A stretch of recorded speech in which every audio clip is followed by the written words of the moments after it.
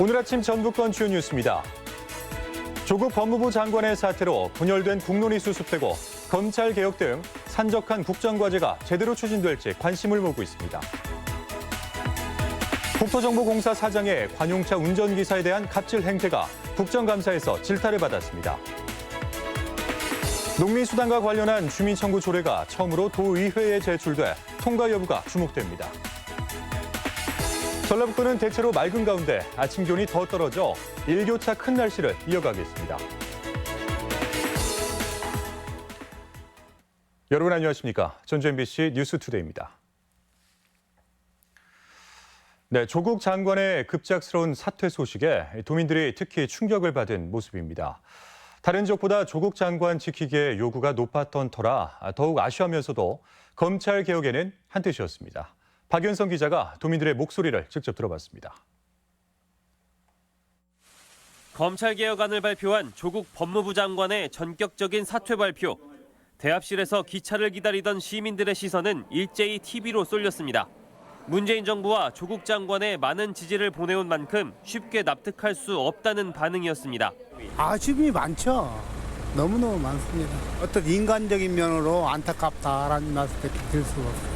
검찰의 무리한 수사를 비판하면서도 현 정부를 위해서는 차라리 잘 됐다는 말로 스스로 위안하기도 합니다. 사태는 잘했다고 생각하고 또 문재인 대통령이 너무 지지율이 떨어지고 그러는 거 보니까 그 조국이 그 사태 때문에 그런 것 같아서. 촛불 집회에 참여해온 대학생들은 이러다 시대적 요구인 검찰개혁이 흔들리는 것은 아닌지 우려합니다. 생각보다 조금 일찍 사퇴를 해서 아쉽다고 해야 되나? 좀 놀랐고요. 뭐 그 사람이 아예 잘못이 없다 떠나가지고 다음에 과연 누가 할지. 핵심인 검찰개혁을 뒤로 한 채 조국 장관의 개인 문제를 정쟁거리로 삼아온 정치권에도 쓴소리가 이어졌습니다. 사퇴한다고 해서 그냥 헐 이랬죠. 이제는 어떻게 되는 거지? 이렇게 너무 다 야당이 원하는 대로 다 가는 것 같아서. 전문가들은 조국 사퇴는 시작일 뿐이라며 검찰개혁을 포함해 이번 사태를 통해 던져진 사회적 문제들의 개선을 촉구했습니다. 검찰개혁, 언론개혁, 그리고 교육개혁이라는 세 가지 화두를 던져줬다고 봅니다. 국민들의 개혁의 열기가 국가에 잘 반영돼서 민주당을 포함한 도내 정치권도 사퇴 시기와 방식을 두고는 이견이 있었지만 검찰개혁 요구에는 역시 한 목소리였습니다.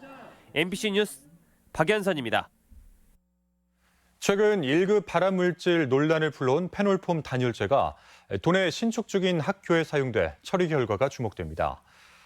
전라북도 교육청에 따르면 모 기업에서 생산된 페놀폼 단열재가 전주와 완주 지역에서 신축 중인 초중학교 5곳의 벽과 바닥 자재로 쓰인 것으로 나타나 유해 성분 함유 여부와 분석을 공인기관에 의뢰했습니다. 도교육청은 페놀폼 단열재는 1급 발암물질인 포름알데히드 성분이 함유된 것으로 검사 결과 기준치 이상이 나온다면 철거할 계획이라고 밝혔습니다. 연명치료 거부 의사를 표시하는 도민들이 늘고 있습니다. 전라북도에 따르면 연명의료 결정제도 도입 이후 1년 8개월 만에 24,971명이 사전 연명의료 의향서를 작성해 경기와 서울 그리고 충남이 이어서 전국에서 네 번째로 많았습니다. 사전 연명의료 의향서는 연명치료 거부를 사전에 결정할 수 있는 제도로 노인 인구 증가와 웰다잉에 대한 관심이 커지면서 신청자가 늘고 있습니다. 네, 혁신도시 공공기관인 국토정보공사가 잇따라 구설에 휘말리고 있습니다. 멀쩡한 진출 입로를 다시 내겠다며 초등학교와 갈등을 빚는가 하면 사장의 아침 운동에 직원들을 불러내기도 했습니다. 모두 현재 사장이 취임하면서 불거진 문제로 국정감사에서까지 쟁점이 됐습니다. 유룡 기자입니다. 혁신도시 만성초등학교와 담 하나를 사이에 두고 있는 국토정보공사. 공사는 최근 주 출입구가 북쪽에 하나만 있어 불편하다며 남쪽인 초등학교 근처에 출입구를 새로 내려다 학교와 학부모의 민원을 샀습니다. 저희 학교 출입구랑 새로 생기는 진입로랑 위치가 아주 가까워서 가장 걱정하는 것이 아이들의 그 안전 문제가. 초등학생뿐 아니라 병설 유치원 어린이들의 통학로에 3억 원의 예산을 들여 출입구를 하나 더 내는 것이 적절하냐는 지적입니다. 지난 2014년 혁신도시로 이전한 공사는 그동안 아무 문제 없이 출입구를 사용했지만 최창학 현 사장이 부임한 이후 출입구 변경을 추진했습니다. 사장님이 검토하라고 해서 이제 검토가 시작된 거죠? 예, 그렇습니다. 예. 잘 진행하고 계신가요? 그 만성초등학교 쪽에서 일부 민원이 좀 있어가지고 그걸 해결하라고 민원관청에서 그렇게 지시가 와가지고. 논란이 된 것은 출입구 변경만이 아닙니다. 최 사장이 헬스장 이용을 이유로 이른 아침부터 관용차 운전기사를 불러내고 비서실 관계자도 동반한 사실이 국정감사에서 논란이 됐습니다. 기사하고 내가 아침에 운동을 좀 하고 싶다 해서 일주일에 이틀 좀 일찍 출근을 하는 것을 동의하에서 했는데 전체적인 좀 비판 여론이 있어서 최 사장은 일주일에 한 번 정도 일찍 출근해서 운동과 함께 업무를 시작한 것이라고 해명했지만 권위주의적인 갑질 행태라는 비판이 일고 있습니다.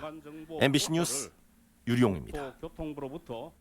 민주평화당 조배숙 의원은 국회 산업위 국정감사에서 한국수력원자력을 상대로 질의에 나서 전라북도가 한빛원전 소재지가 아니라는 이유로 예산 지원과 정보 공유에서 배제되고 있다고 질타했습니다. 이에 대해서 정재훈 한국수력원자력 사장은 지방자치단체를 핵심 요원으로 지정해 사고 발생 시 비상연락망을 강화하고 지역자원시설세법 개정도 정부와 논의하겠다고 답했습니다. 영유아 건강검진이 지난 2007년에 도입됐지만 미수검 영유아가 여전히 많은 것으로 나타났습니다. 국회 김광수 의원에 따르면 도내 영유아 건강검진 대상자 9만 1,000여 명 가운데 5.6%인 5,100여 명이 단 한 차례도 검진을 받지 않아 미수검률이 서울과 대구, 충남에 이어서 전국에서 네 번째로 높았습니다. 또한 구강검진을 받지 않은 영유아도 대상자의 48.1%인 4만 4천여 명에 달해 홍보와 신뢰도 제고가 필요한 것으로 보입니다. 네, ASA 전주 공장 등 도내 사업장에서 노조 탄압 사례가 끊이질 않고 있습니다. 힘없는 노동자들은 노동관서에 도움을 호소할 수밖에 없는데 정작 법적인 구제 조치조차 제대로 받지 못하고 있는 것이 현실입니다. 그 실태를 허현우 기자가 보도합니다. 자동차 위를 만드는 ASA 전주 공장. 노조가 만들어진 지 2달 만에 노동자 4명이 해고되고 간부들은 3,800만 원에 달하는 손해배상 청구 소송을 당했습니다. 지난 8월 부당노동행위에 대한 고소장이 접수돼 노동부가 수시 근로감독에 들어갔지만 노동자들은 사측이 노조 탈퇴서 양식을 배포하고 교섭권을 빼앗기 위해 어용노조를 만드는 등 노조 탄압이 이어지고 있다고 주장합니다. 측에서는 어용노조를 내세우려고 지금 교섭 날짜도 바꿔가면서 저희가 인정할 수가 없고 법을 무시하는 그런 행태죠. KT 상용직과 현대필터 등 도내 노조 탄압 사례가 끊이지 않고 있지만 노동당국의 사태 해결 노력은 미흡하다는 지적입니다. 지난 5년 동안 전북 지방노동위의 부당노동행위 사건 현장 조사는 단 3건, 처리 사건 302건 가운데 1%에도 미치지 못하고 있는데 대부분의 사건을 노사 양측의 서면 답변으로만 검토하고 있는 겁니다. 부당하다라고 생각되는 부분들을 부당하다고 생각하고 주장한 사람이 그를 입증을 하고 서면으로 제출을 해야 돼요. 순위로 따지면 뭐 뒤에 2번째이긴 하겠지만 문제율 자체가 전반적으로 이렇게 높지 않기 때문에 도내 부당노동행위 인정률은 고작 5.6%, 화해 사건까지 합해도 10건 중 1건꼴로 구제받는 비율이 강원도에 이어 2번째로 낮습니다. 노동계는 노동자의 기본권을 보호해야 할 기관이 입증 책임을 힘없는 노동자에게 전가하고 있다며 반발하고 있습니다. 현장 조사가 이루어지지 않았을 경우에 억울하게 피해를 보는 노동자들이 더 많이 생길 수도 있고 제대로 판정을 하기가 어려운 상황이 있을 수밖에 없기 때문에 지방노동위원회가 제 역할을 못하면서 노동자들의 고통은 나날이 계속되고 있습니다. MBC 뉴스 허현호입니다. 신규 기술 개발을 위해 국가 소유 도로나 하천 부지가 제공됩니다. 익산지방국토관리청은 중소 신생기업이 개발한 우수 기술을 시공해 볼 수 있는 공간이 없어 성능 검증에 어려움을 겪고 있다며 유휴 공간과 시험 장비를 적극 지원하기로 했습니다. 국토청은 국도나 국가하천 내 공터나 절토 부지, 졸음 쉼터 그리고 폐도 부지를 제공하는 한편 신기술 지정을 위한 시험 시공 실적도 인정해 줄 계획입니다. 군산시가 태양광 발전 등 민원 유발 시설에 대한 허가 기준을 다음 달부터 대폭 강화합니다.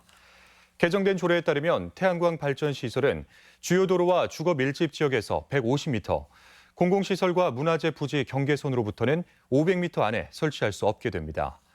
또한 폐차장이나 고물상은 하천이나 저수지 경계로부터 300m 안에는 허가를 내주지 않기로 했습니다. 네, 전라북도 1호 주민청구 조례안으로 농민수당 조례안이 도의회에 제출됐습니다. 처리 여부에 관심이 모아지고 있는데요. 주민청구 조례안을 보완해야 한다는 주장도 나오고 있습니다. 김하연 기자가 보도합니다. 전북도의회는 지난달 농가당 월 5만 원의 농민수당을 지급하는 내용의 전라북도 조례안을 통과시켰습니다. 하지만 농민단체들은 지급액과 대상을 확대한 주민청구 조례안을 2만 9천여 명의 서명을 받아 추진해왔고 이번 임시회에 제출했습니다. 주민청구안의 핵심 내용을 받아들여 조례를 개정해야 한다. 예산이 수반되는 만큼 쉬운 문제가 아니다. 도의회는 전북 1호 주민청구 조례인 만큼 그 무게를 감안해 시간을 두고 살펴보겠다는 입장입니다. 조례안이 전번 달 회기에 지금 통과가 돼 있기 때문에 주민청구 조례안에 지금 담아낼 수 있는 부분이 또 무엇인지. 조례안의 처리 여부와 별개로 주민청구 조례 제도에 대한 지적도 나오고 있습니다. 주민청구 조례는 시도 주민 100분의 1 이상의 서명을 받아 자치단체장에게 조례의 제정이나 개정, 폐지를 청구할 수 있는 제도로 지방자치의 주민의 직접 참여를 늘리기 위해 도입됐습니다. 하지만 청구 건수는 전국적으로 연평균 13건, 도내에서는 이번 농민공익수당 조례가 최초일 만큼 활용도가 낮았습니다. 때문에 청구 절차를 보다 간소화하고 미국이나 스위스처럼 주민의 최종 결정권을 더 강화하는 등 제도 보완이 필요하다는 지적이 나오고 있습니다. MBC 뉴스 김하연입니다. 아프리카 돼지열병 유입 차단을 위한 시군의 방역이 강화되고 있습니다. 익산시는 거점 소독 시설 6개와 4개의 이동 초소를 운영하고 군산시도 거점 소독 장소를 한 군데 더 늘렸습니다. 도내 양돈 밀집 지역 단지에 대한 돼지열병 정밀 검사 결과가 음성으로 나온 가운데 사료와 분뇨 등 돼지 관련 모든 이동 금지가 지속되고 있습니다. 어제 오후 5시쯤 김제시 황산면의 한 물류창고에서 불이 나 2시간 30여 분 만에 진화됐습니다. 이 불로 다행히 인명피해는 없었지만 물류창고 3동과 안에 있던 물건들이 불에 타 소방서 추산 2억 5천여만 원의 재산 피해가 발생했습니다. 경찰과 소방당국은 쓰레기를 소각하다 불이 난 것으로 보고 정확한 화재 원인을 조사하고 있습니다. 어제 저녁 7시 반쯤 임실군 오수면 월평 교차로 인근 도로에서 51살 이모 씨가 몰던 승용차가 갓길에 있던 트랙터를 들이받았습니다. 이 사고로 트랙터 운전사 78살 유모 씨가 숨졌고 승용차 운전자 이 씨가 다쳐 현재 병원에서 치료를 받고 있습니다. 경찰은 이 씨가 트랙터를 발견하지 못해 사고를 낸 것으로 보고 정확한 사고 경위를 조사하고 있습니다. 네, 가을하면 가장 먼저 떠오르는 게 단풍이죠. 도내에서는 지리산 노고단 단풍이 물들기 시작해 다음 주에 절정에 이를 전망입니다. 지역 소식 이몽진 기자입니다. 가을 산행을 더 즐겁게 할 단풍이 지리산 노고단을 시작으로 향연을 펼칩니다. 지리산 뱀사골 단풍은 오는 26일을 전후해 절정에 이르고 다음 달 초순까지 이어질 전망입니다. 뱀사골은 약 9km에 이르는 계곡 기암 괴석과 맑은 물, 울긋불긋 단풍이 어우러지며 절경을 빚어내는 국내 최고의 명승지입니다. 오는 19일 지리산 반선주차장 일원에서는 제42회 지리산 뱀사골 단풍제가 개막합니다. 아직 단풍이 아쉬운데 한 2주 후부터는 단풍이 절정이라서 너무 예쁠 것 같고 그때도 다시 한번 찾아오고 싶어요. 군산시 농업기술센터가 사흘간 예비 귀농 귀촌인 30명을 초청해 농촌 현장 체험 교육을 추진해 호응을 얻었습니다. 체험객들은 선도 농가를 방문해 성공 사례를 듣고 농장을 둘러봤으며 군산시는 귀농 귀촌 정책을 홍보했습니다. 올해 군산시로 이주해온 귀농 귀촌 인구는 251세대 332명으로 지난해보다 배 이상 늘었습니다. 정년 없는 직업을 또 새로 하니까 또 나름대로 매력이 있으니까 진지하게 고민하고 또 농사에 대해서 또 기촌에 대해서 열심히 공부하고 또 탐구하도록 하겠습니다. 현존하는 가장 오래된 궁중음악인 수제천이 헝가리에 울려 퍼졌습니다. 수제천 보존회는 한국-헝가리 친선협회 초청으로 부다페스트를 방문해 수제천을 연주하고 극찬을 받았습니다. 정읍 씨는 한국인의 한과 정서가 잘 표현된 이번 연주를 통해 정읍 문화예술의 우수성을 알리게 됐다고 밝혔습니다. 아동과 청소년들이 직접 기획한 완주군 아동청소년 권리축제가 성황리에 마무리됐습니다. 올 축제는 고백을 주제로 2천여 명의 유아와 아동 청소년들이 참여해 자신의 권리를 배우고 익히는 시간이 됐습니다. MBC 뉴스 임홍진입니다. 김제시의 시티투어 버스가 대체적으로 성공적이었다는 평가를 받았습니다. 지난 9월 15일부터 운행을 시작한 시티투어 버스는 그동안 총 8회에 걸쳐 119명이 탑승했고 해설사와 함께한 역사문화 탐방이 긍정적인 반응을 얻었으며 운행 코스 다양화와 홍보 부문에서는 개선이 필요하다는 지적이 나왔습니다. 김제시는 KTX와 신규 관광지 연계 등 운행 코스 재정비와 이용객 편의를 개선해 관광객을 유치하겠다고 밝혔습니다. 농업 경영에 관련된 서류 발급이 간소화됩니다. 농산물 품질 관련 전북지원은 그동안 농관원을 방문해야 발급받을 수 있었던 농업경영체 등록 확인서나 농업경영체 증명서를 전국 지자체나 지하철역 그리고 농협 등에 설치된 무인 발급기를 통해 발급받을 수 있게 됐다고 밝혔습니다. 이들 증명서는 농업 농촌 관련 융자나 보조금 지원 등의 필수인 서류로 발급 수요가 많았습니다. 다음은 우리 지역의 행사와 문화 소식을 전해드리겠습니다.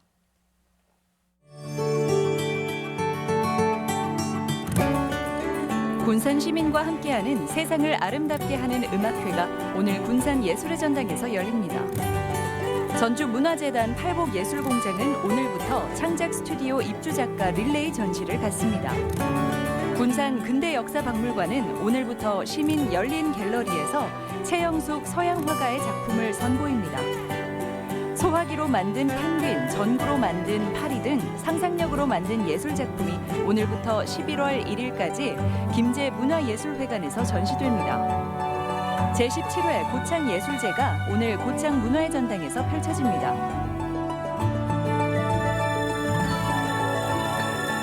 정읍 구절초 꽃축제가 오는 20일까지 정읍시 산내면 구절초 테마공원에서 열립니다. 지역 주민과 함께하는 완주 평생학습과 북적북적 페스티벌 행사가 오는 19일 완주군청 일원에서 열립니다. 전라북도 청년들을 위한 축제가 오는 19일부터 이틀간 전주 팔복예술공장에서 진행됩니다. 전북경제통상진흥원은 오늘까지 사회적 경제 청년 혁신과 지원 사업에 참여할 청년을 모집합니다.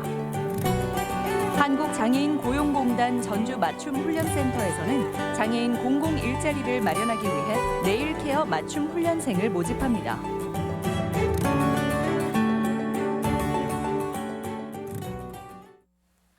다음으로 날씨입니다. 전라북도는 대체로 맑은 가운데 아침 기온이 더 떨어져 일교차 큰 날씨를 이어가겠습니다. 지역별 기온입니다. 전주는 아침 기온 8도에서 낮 기온 20도, 김제 8도에서 20도, 동부권 무주는 7도에서 18도, 진안 5도에서 18도, 서해안권 군산은 7도에서 20도, 고창 6도에서 20도 등을 기록하겠습니다. 현재 초미세먼지 농도는 전주와 김제, 남원, 장수에서 보통 수준을, 나머지 지역에서는 좋음 수준을 보이고 있습니다. 오늘 하루 초미세먼지 농도는 좋음을, 미세먼지 농도는 보통 단계를 나타내겠습니다.